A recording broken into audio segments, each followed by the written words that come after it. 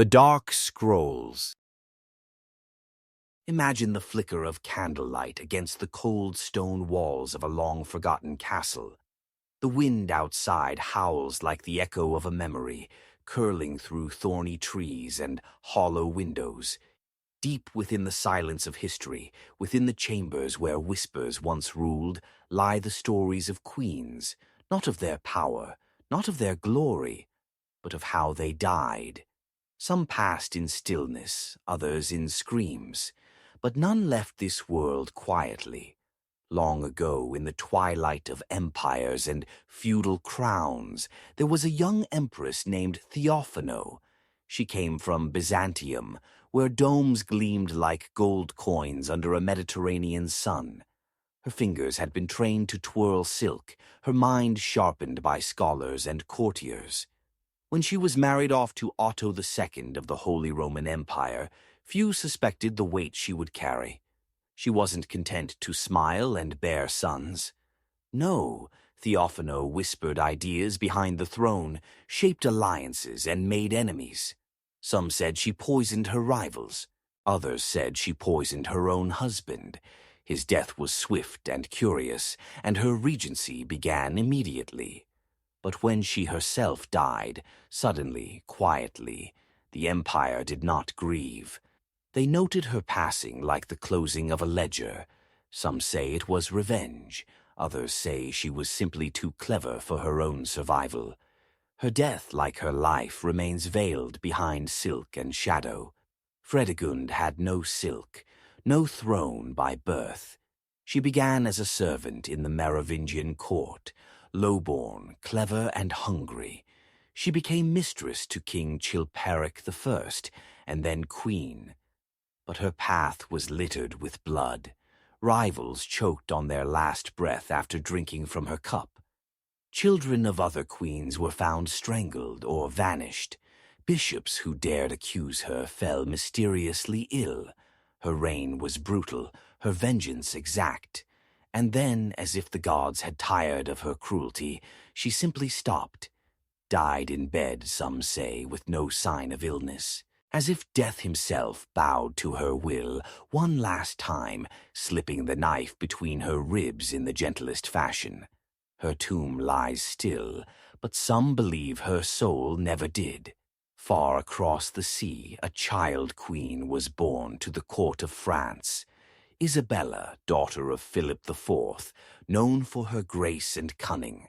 She was sent to marry Edward II of England, a man more enamored with his male favorites than with his bride.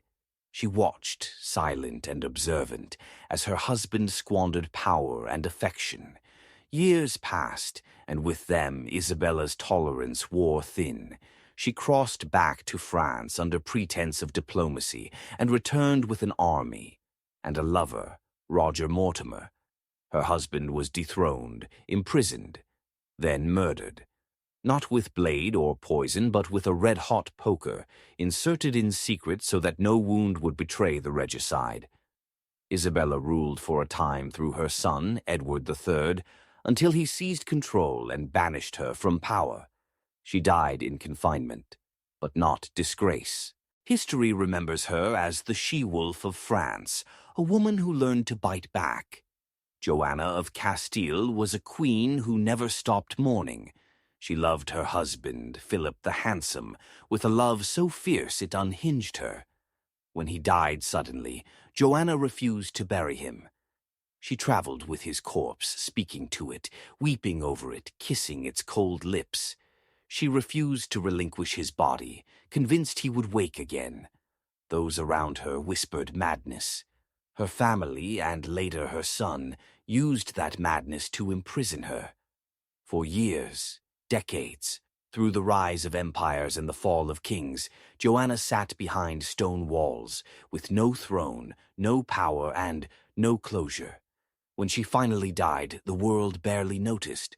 But her story lingered, haunting the idea of love beyond reason. Eleanor of Aquitaine, in contrast, was too alive for madness. She lived two lives, first as Queen of France, then as Queen of England, and in both she commanded more than most kings. She led crusades, governed provinces, wrote poetry, and bore 10 children. When her husband, Henry II, grew cruel, she joined her sons in rebellion. For this, she was imprisoned for over 15 years. She emerged not broken, but wiser, colder. When Richard the Lionheart took the throne, she guided him, ruled in his absence, and negotiated his ransom when he was captured.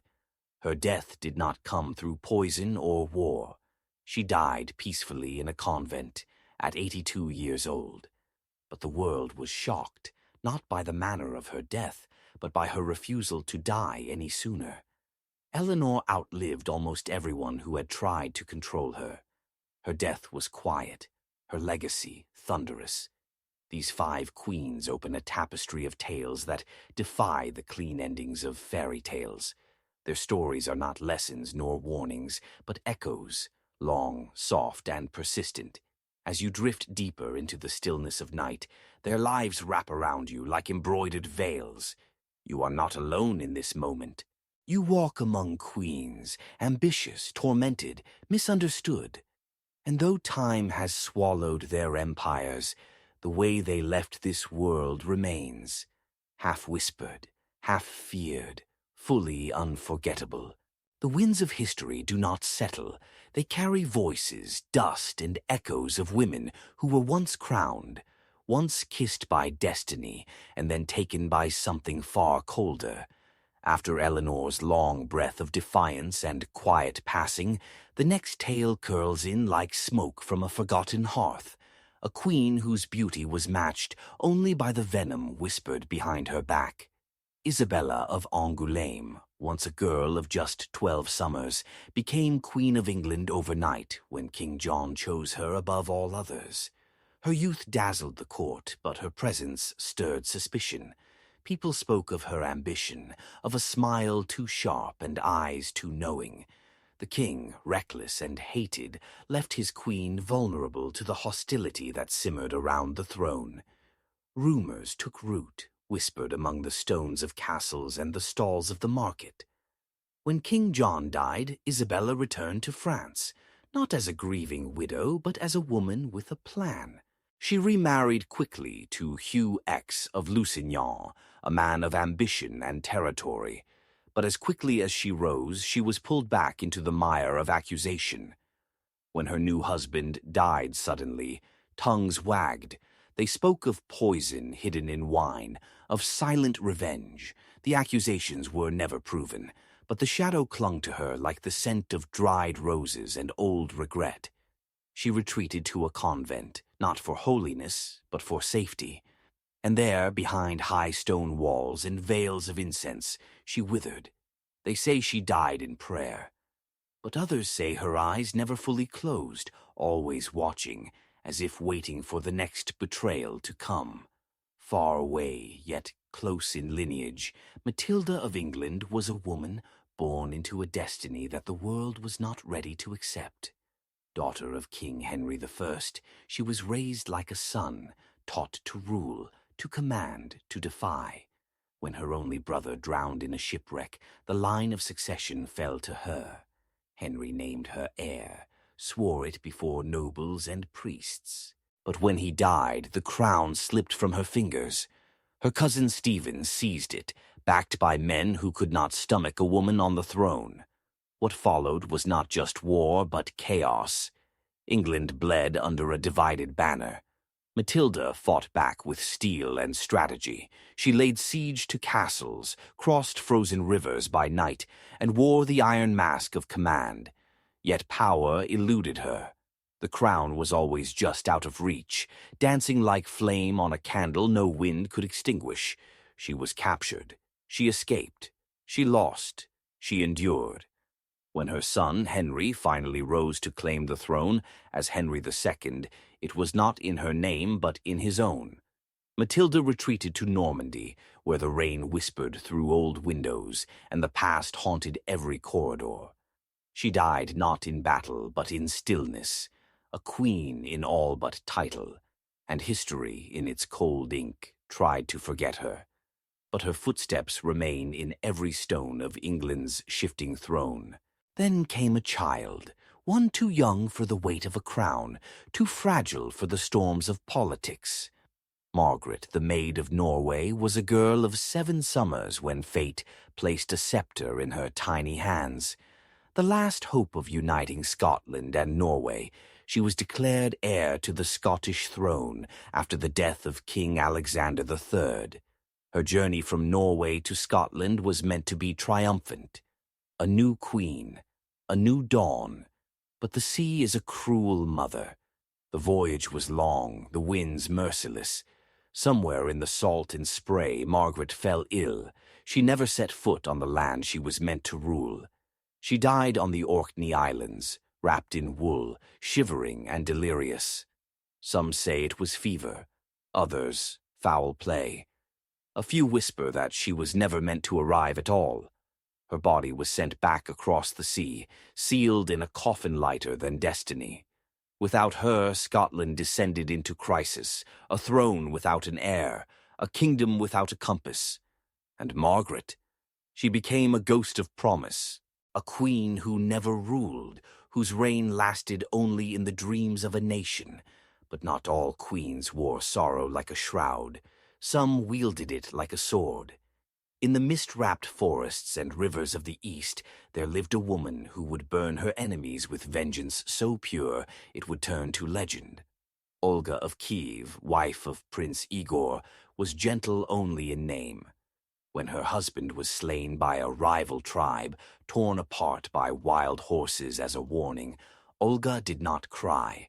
She planned. She invited the murderers to her court, promised peace, then buried them alive. She sent emissaries to negotiate and burned them in their bathhouse. She demanded pigeons from every house in the enemy city, tied sulfur to their legs, and released them. As the birds flew home, they set the city ablaze from rooftop to cellar. Her vengeance was surgical, poetic, and terrifying. She ruled as regent for her son, bringing law and Christianity to a realm built on blood. And when she died, it was not in flames, but in peace. She was canonized as a saint, but the fire never truly left her name. In Olga, the world saw a woman who grieved with such fury. The earth itself bore scars. And then there was Brunhilde of Austrasia. Not just a queen, but a storm in royal silk. Born a Visigoth princess, she married King Sigebert I of Austrasia. A political union, yet Brunhilde proved sharper than most men in court. When her husband was murdered by his own brother, Brunhilde stood against the tide. She ruled as regent for her son, then her grandsons. For over 40 years, she held power through cunning, alliances, and sheer defiance. But her reign was marred by betrayal, intrigue, and war. The noblemen feared her. The church despised her. Enemies grew like weeds. And when she was finally captured by her great rival, King Clothar II, they showed no mercy. She was accused of causing the deaths of 10 kings, a charge soaked in politics and hatred. Her execution was not swift. She was tied to a wild horse and dragged through the streets, her body torn, her bones shattered. Her final scream was said to echo off the city walls for hours. A queen who had ruled with iron and intellect, reduced to spectacle and dust. Yet her story remains, etched into chronicles, stained in memory. She ruled when women were told to kneel, and she paid the price. These 5 women did not go gently. Their ends were not quiet slipstreams into forgetfulness. They were torn, betrayed, broken, but never erased. Their stories ripple across centuries like the breath of wind through an empty chapel. Each queen bore more than a crown. They bore the weight of empires, the expectations of nations, and the treachery of those who smiled while sharpening knives. And as you rest now, as your breath slows and the world hushes, let them keep you company. Let their memories sit beside your bed like soft ghosts with fierce hearts. For though their deaths were strange, brutal, or forgotten, their lives remain, not in the gold of thrones, but in the iron of stories that refuse to die. She was born into marble halls and golden mosaics, a girl among whispers and incense, where court intrigue replaced lullabies and ambition nursed the cradle. Irene of Athens, a name gilded in both triumph and betrayal, would rise higher than any woman before her in the Byzantine Empire and fall just as far. Her beauty was spoken of like prophecy, yet it was her mind that twisted the future of the Eastern court.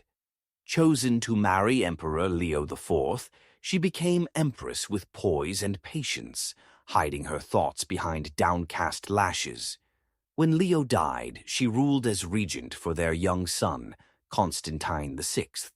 But something colder than motherly love ruled her chest. She refused to give up power. She called councils, forged alliances, and spread doubts about her son's capabilities. When Constantine tried to take the throne, she had him blinded, permanently removing him from succession. Some say the act killed him. Others say he lived in the shadows of the palace, a ghost haunting his mother's steps. Irene became the first woman to rule the empire in her own name, not as a regent, but as Basileus, emperor, not empress. The people gasped, the church hesitated, but the weight of her ambition could not be denied. And yet nothing lasts in Byzantium, not glory, not gold, not fear. She was overthrown by a former ally, exiled to a distant island, and left to die in poverty. They say she was so poor she had to spin wool to survive. The hands that once held an empire now clutched thread. Her final breath was not heard by courtiers or chroniclers. She vanished into obscurity, her name inked with both reverence and dread. Far to the west, across churning seas and fog-choked cliffs, another queen struggled beneath the weight of suspicion and survival. Emma of Normandy was twice a queen, first of England, then of Denmark, bound by politics and betrayal. She married King Ethelred the Unready, a ruler so cursed by weakness that Viking raiders bled his kingdom dry. After his death she wed his enemy, King Cnut the Great, a Norseman with fire in his eyes and blood on his sword. Through shifting loyalties and endless danger, Emma stood her ground, not as a wife, but as a strategist. She bore children from both kings, each a threat to the other, and learned to wield motherhood as a weapon. Her world was not one of gowns and gardens, but of knives behind smiles. When Cnut died, chaos returned. Her sons clashed, rivals rose, and Emma, once the most powerful woman in England, was accused of witchcraft. Her enemies claimed she had cast spells to secure her influence. To prove her innocence, she underwent the trial of ordeal by fire. Before crowds, she was forced to walk across red-hot plowshares, barefoot. They say she emerged unburnt, a miracle, or perhaps fear kept the fire at bay. She survived, but her spirit never fully recovered. In her later years, her sons quarreled, her name faded from favor, and the whispers returned. When she died, it was not with triumph or vengeance, but quiet resignation. She was buried beside kings she had outmaneuvered, outlived, and perhaps even outloved. Her legacy remains caught between reverence and accusation, a queen who danced with flame and walked away.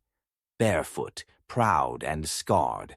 Not all queens came from noble blood. Some rose from shadows, from places where royal eyes dared not look.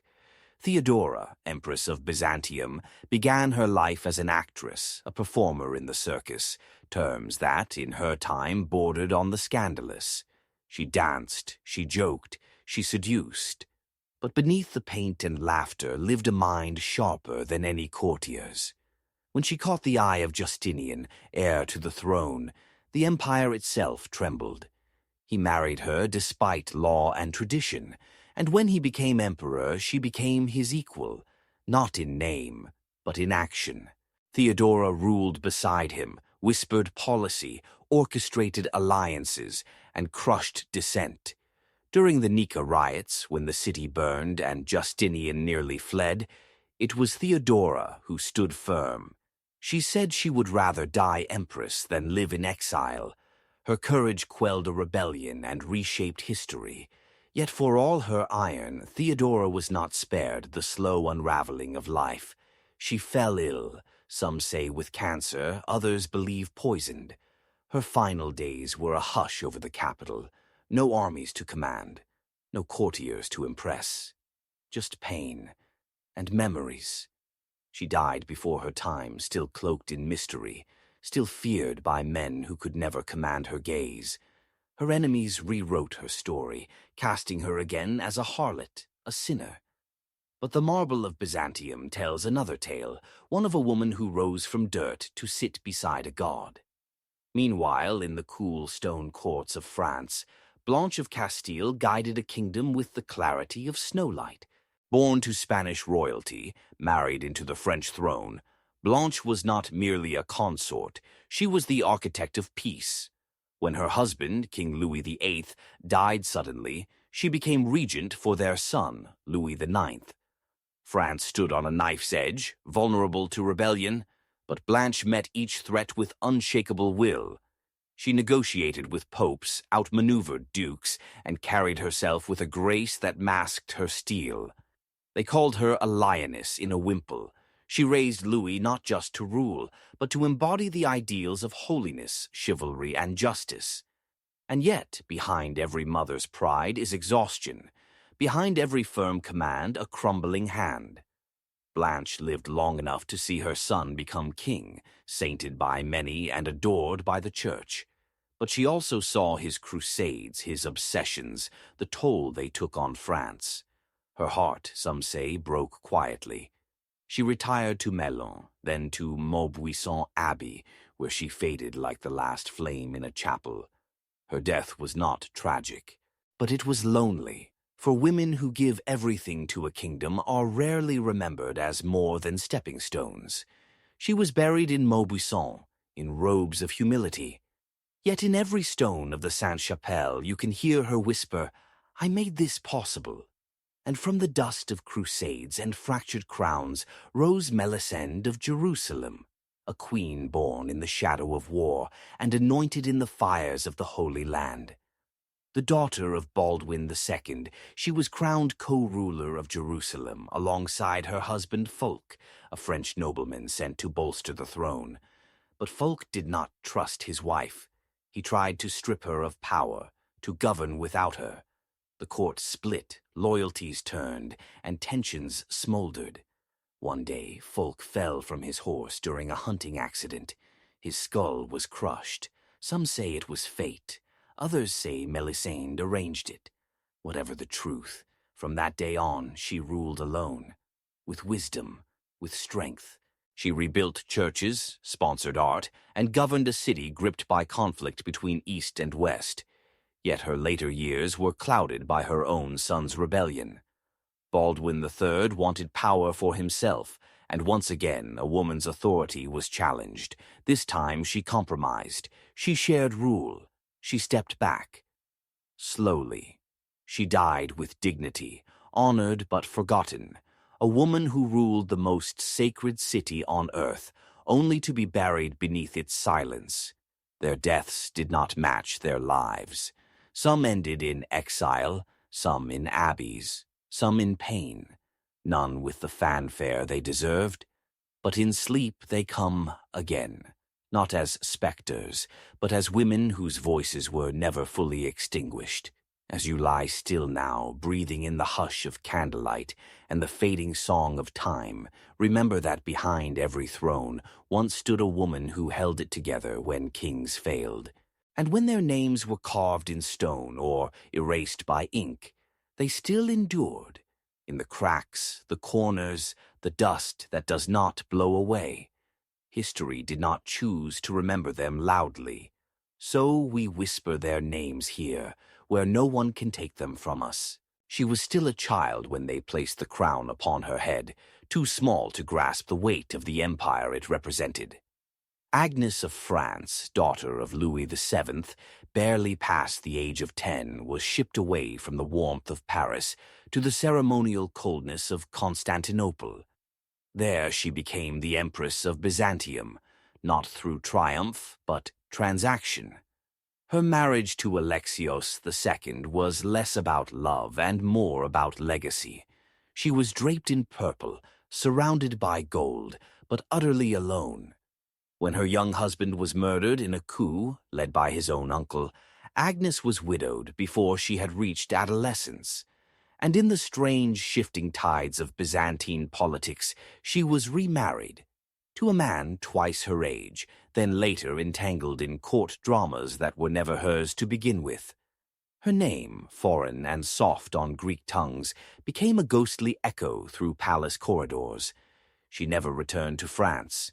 She never held true power, and her death, unknown in its date, place, or cause, was so quiet, so absent from records, that historians argue whether she faded away in a monastery or perished amidst the fall of yet another regime.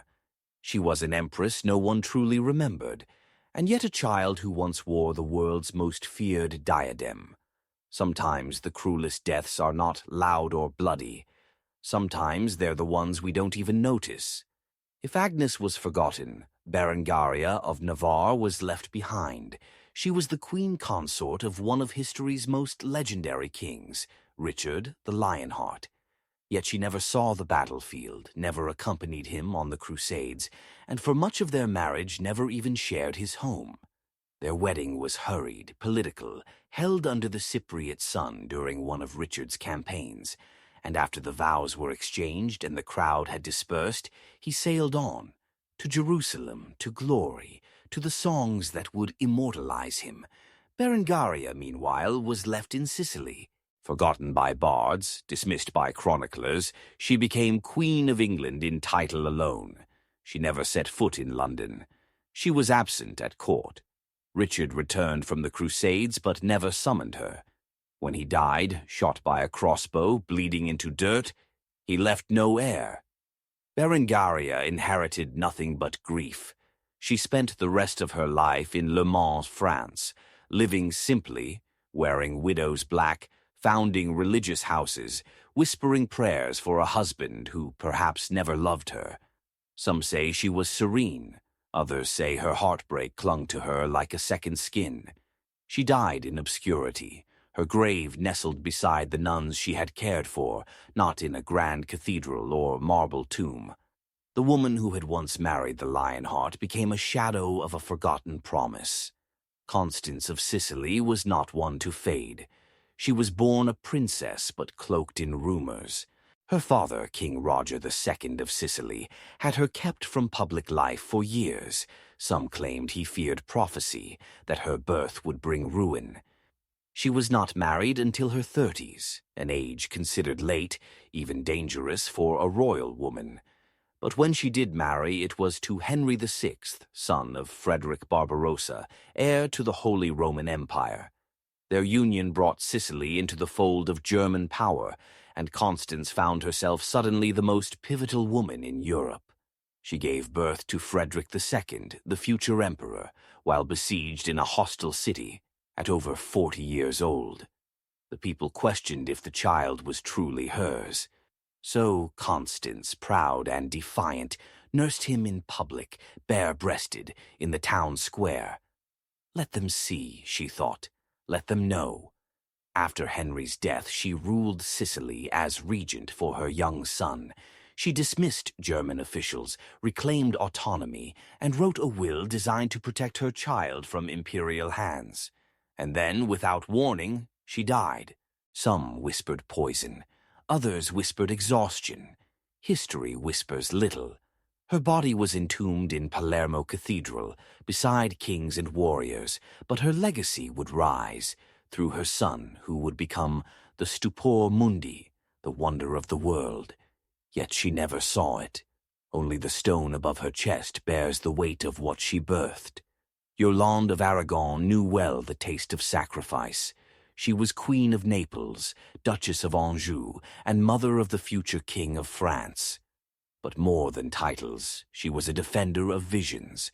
When England threatened to swallow France whole during the 100 Years' War, when cities fell and kings fled, it was Yolande who hid the crown. She harbored her son-in-law, Charles VII, when he was nothing but a disputed dauphin. She raised armies, funded campaigns, protected a fragile France behind tapestries and prayer. And when a peasant girl named Joan of Arc claimed to hear divine voices and begged to fight, it was Yolande who listened, who believed, who paid. Without Yolande, there would have been no Maid of Orléans. Without Yolande, France might have crumbled. But queens who rule from the shadows are rarely thanked. As her son-in-law rose, as victories came, as France reshaped itself, Yolande stepped quietly into the background. She retired to Provence, surrounded by gardens and wind. Her death came not in glory, but in solitude. No parades, no proclamations, just the closing of a door and the silence of history moving on. Her name is not sung in songs, but her fingerprints are on every page of France's survival. Then there was Margaret of Burgundy, a name wrapped in silk and scandal. She married Louis X of France, a union forged in politics but quickly undone by whispers of betrayal. While the king was away, Margaret was accused of infidelity. A night, a tower, a moment caught in the wrong gaze. She was arrested, stripped of title, dignity, and freedom. Thrown into Chateau Gaillard, she was confined in a frigid cell atop a wind-blasted hill. The trial was swift, the evidence unclear. Some said the affair was real. Others believed it was fabricated to remove her from succession. Her once lavish garments were replaced with rough wool, her attendants dismissed, her meals sparse. No one knows exactly how she died. Some claim it was disease, lungs choked by mold and damp. Others claim strangulation, by order of a crown that could not bear her disgrace. What is certain is this: she died in that tower, barely 25 years old, her fingers frostbitten, her voice unheard. Louis X remarried shortly after. The court moved on. But her ghost, it is said, still lingers in the tower's halls, wailing not for justice, but simply to be remembered. Each of these women lived beneath a crown that shimmered with gold, but cut like iron. Their lives were stitched with duty, silence, and secrets. Some ruled from thrones, others from shadows. And when death came, it did not always arrive with dignity. But they endured. In letters and ruins, in rumors and regrets. In the night when the world grows still and stories return to the surface, they come again, not to haunt, but to remind us that history was never kind to queens. Yet queens endured. Let the candle burn low, let sleep carry you. For tonight you are not alone in the quiet. You rest among those who never truly rested. And in that stillness, there is power. She was the daughter of royalty, born into halls where war was strategy and love was duty. Emma of France entered history not with fanfare, but with the quiet force of necessity. She married twice, first to King Raoul of West Francia, and then, more fatefully, to Richard I of Normandy. Her life unfolded in a time of crumbling Carolingian power, where the remnants of empire were fraying at the edges, held together by will and fear. When Richard died, Emma stood alone, a woman without throne or title, yet mother to a line that would shape centuries. Her son, Robert, would become Duke of Normandy, and through him her blood would flow into William the Conqueror. But Emma's own end is buried beneath dust and neglect. The records grow thin. Some say she retired to a convent, others to a rural estate. No tales of dramatic death or noble sacrifice mark her final chapter. It is the silence that speaks louder than any inscription. She lived in a time where women bore the weight of dynasties, but rarely the pen of chroniclers. Her body may rest beneath anonymous stone, but her legacy flows like a quiet river beneath every battle England ever fought. In contrast, Marie of Brabant's end was anything but silent. She was queen consort to Philip III of France, a noblewoman with sharp intellect and an eye for influence. For a time she walked the fine line of diplomacy and manipulation with perfect balance. But after her husband's sudden death, unexpected, suspicious, accusations bloomed like mold in the dark. Fingers pointed to her. Had she poisoned him? Had she plotted to raise her own son over the rightful heir? Gossip turned to political theater. She was arrested, interrogated, and publicly accused. Though she was never officially condemned, the court turned its back. Power vanished overnight. Her titles were stripped. She was exiled from the court she once commanded. Alone, surrounded by servants who no longer bowed, Marie lived the rest of her days in a kind of social death. A queen in name, but not in presence. She died quietly, out of favor, out of sight, not for what she had done, but for what they believed she might have done. Sometimes in history, suspicion is a slower poison than arsenic, and Marie drank it for years. Then came Eleanor of Provence, a queen who crossed the sea, not just with fine silks and manners, but with loyalty so deep it nearly drowned her. Married to Henry III of England, she entered a kingdom riddled with internal conflict and public mistrust.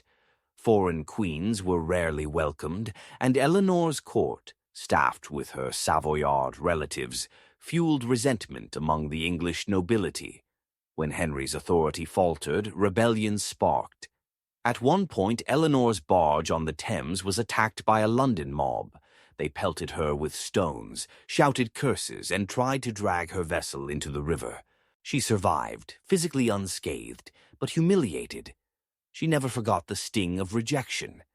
In her later years, she retreated to a convent in Amesbury, far from the noise of court, where she corresponded with her children and embroidered prayers into cloth.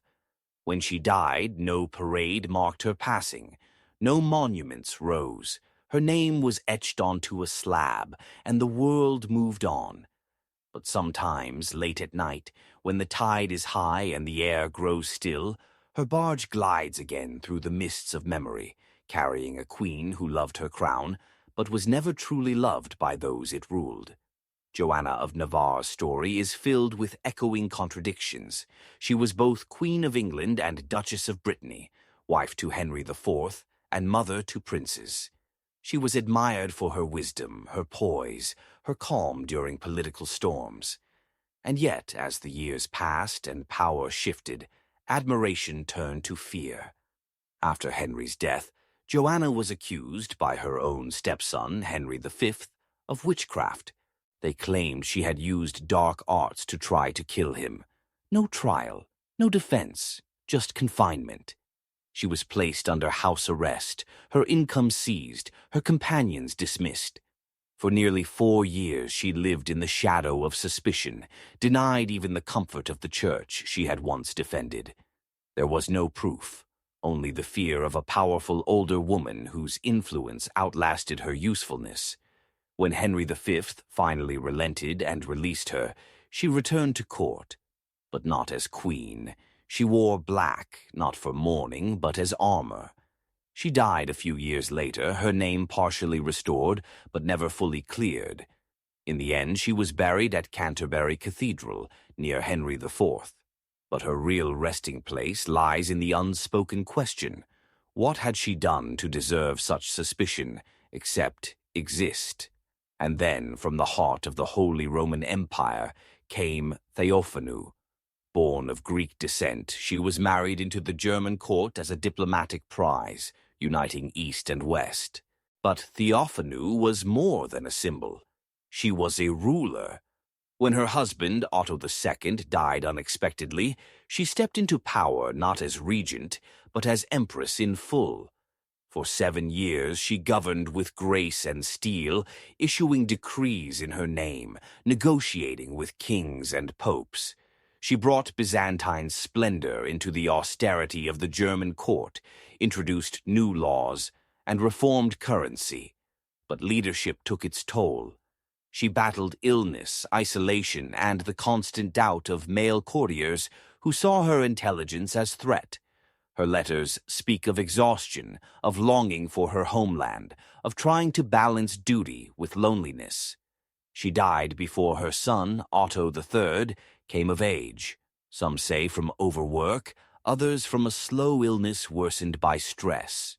Her death marked the end of a rare chapter where a woman ruled an empire with full authority. She was buried in Cologne, her tomb adorned with inscriptions in Greek and Latin, a symbol of her dual world. Her death was not violent, not scandalous. It was simply too soon. 5 more queens, 5 more stories pulled from the silence of stone and parchment. Their ends came not with swords, but with silence, not with explosions, but with erosion. They were not slain on battlefields, but worn down by suspicion, grief, exile, and age. Yet they ruled, they survived, and in the quiet night, as breath deepens and thoughts grow slow, their presence lingers, a soft chorus behind the wind. You may not remember their names tomorrow, but tonight they remember you, for you have walked with them through their final moments and shared the weight of their forgotten crowns. She was born into a land where kingdoms were fractured, where faith was torn between old gods and foreign books, and where women were told to obey more than rule. Yet Isabel of Castile defied all of it. Her eyes saw through court games, her heart beat with a rhythm that shook the foundations of Spain. She was not merely a queen, she was a storm in a crown. Alongside Ferdinand of Aragon, she unified a country long splintered by dynasties and division. She rode to war while pregnant, negotiated with popes, and reshaped the Catholic Church's influence over her kingdom. Her reign saw the end of Muslim rule in Granada, the final conquest of the Reconquista, and the beginnings of an empire that would span oceans. But not all of it was glory. Her decision to expel the Jews from Spain, her support of the Inquisition, her funding of Columbus, all would carry consequences deeper than she could know. And yet, through it all, Isabel remained unwavering. Even in illness she ruled. Even when her children died one by one, her son, her daughter, her grandson, she wore black and governed. Her final years were marked not by fading power, but by sorrow. A queen surrounded by loss, holding an empire in trembling hands. When she died in Medina del Campo, her body was buried humbly, as she requested, in a simple tomb. No golden effigy, no pomp, just stone, just silence. And yet the world she left behind was anything but quiet. Her name would echo for centuries, painted on maps and etched into blood. She left the world as she had entered it, praying, planning, enduring. Before empires, before crusades and cathedrals, there was Edgith of Wessex, an Anglo-Saxon princess born into a world of shifting loyalties and Viking threats. She was married across the sea to Otto I, the future Holy Roman Emperor. It was a match that merged bloodlines, but Edgith brought more than heritage. She brought steel beneath velvet. She was beloved in Saxony, praised for her charity and dignity, and walked beside Otto not as a shadow, but as an equal. Chroniclers spoke of her calming voice during public disputes, her keen management of royal lands, her ability to soothe warriors and priests alike. Her time at court was brief. She died in her 30s, perhaps of illness, perhaps from a life that burned too brightly too soon. Otto mourned her so deeply, he buried her in Magdeburg Cathedral and built shrines in her name. For centuries, her resting place was forgotten, misattributed, covered by time. But in the 21st century, archaeologists uncovered her bones, fragments of a queen beneath ancient stone. Tests confirmed it was her, the Princess of Wessex, the Empress of Europe. Even 1,000 years later, she returned, not to reclaim a crown, but to whisper that she had always been here, beneath the feet of history, waiting to be seen. Adelaide of Burgundy walked a path carved through storms. She was Queen of Italy, Empress of the Holy Roman Empire, and one of the most politically influential women of her age. Her life began in luxury and descended quickly into trauma. Her first husband was murdered. She was imprisoned, beaten, humiliated, and then she escaped, not into silence but into defiance. She fled across the Alps and married Otto the Great, becoming empress and mother of a new imperial line. Together they forged a dynasty that ruled over Germany and beyond. Adelaide ruled as regent for her grandson Otto III, acted as diplomat to Rome, and helped to spread Christian reform across Europe. She was canonized after her death. But sainthood does not erase suffering. In her letters there is bitterness. In her charities there is grief. She outlived 2 husbands, multiple children, and the world that once tried to crush her spirit. When she died at 90, she was still issuing orders, still visiting convents, still shaping faith and state with fragile fingers. The last breath of a woman who had survived everything, poison, betrayal, loneliness, was spent in prayer, not for herself, but for those who might one day face the same darkness. Then came Matilda of Boulogne, whose name has long been eclipsed by her husband, King Stephen of England. But without Matilda, Stephen's reign would have ended in days. During the chaos of civil war, the anarchy, she defended castles, raised armies, negotiated with barons, and held the kingdom together while her husband was imprisoned. At one point, she led troops through snow and blood to rescue him. She rode beside them not in armor, but in wool and faith, wielding strategy like a sword. She was soft-spoken in public, but records show she was feared in council chambers. When illness struck in her final years, it did not come like thunder, but as fog. Her health declined slowly, her voice grew faint, and her hands that once gripped reins and pens trembled with fever. She died in Hedingham Castle, far from the battlefield, surrounded by monks and murmurs. The chroniclers wrote of her grace. The court wept for a queen they had once ignored. Matilda's tomb was plain, but her legacy was carved into the bones of a kingdom that did not fall because she held it up when no one else could. And lastly, there was Philippa of Hainault. Queen to Edward III of England, she arrived from the continent with gentle eyes and a soul tuned to compassion. She stood at her husband's side as England entered the 100 Years' War, watched knights kneel, watched kings fall. She gave birth to 14 children and outlived nearly all of them. Yet even as war consumed the land, she remained a symbol of mercy. She pleaded for prisoners to be spared, raised alms for the poor, sat beside plague victims when others fled. After the Battle of Crécy, when England captured Calais, Edward ordered the execution of the town's leaders. It was Philippa who knelt before him, pregnant, exhausted, and begged for their lives. He relented. They lived, and her legend grew. In later years, as her body broke and her health waned, she remained in Windsor Castle, watching the next generation grow more brutal than the last. Her death came in slow waves, wrapped in blankets, surrounded by those who remembered her not as queen, but as heart. Edward, shattered by her loss, left court and wept alone. When she was buried, it was beneath a tomb that still stands, a stone effigy of a woman whose hands rest together, not in dominance but in peace. 30 queens, 30 endings that refused to conform. Some were brutal, some were forgotten. Some were so quiet they nearly vanished from time, but none were meaningless.